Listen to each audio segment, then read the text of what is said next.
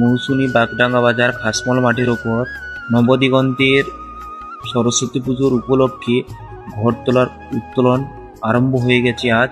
তাই দেখার জন্য সকাল সকাল বেরিয়ে পড়লাম বন্ধুরা।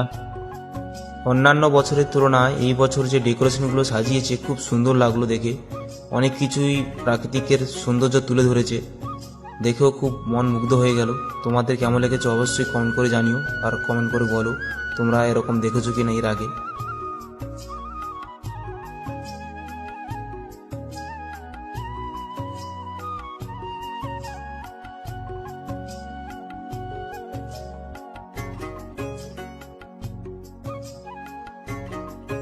এই সরস্বতী পুজোর মণ্ডপে হাতের কাজ প্রদর্শনী হিসেবে অনেকে অনেক কিছুই জমা দিয়েছে।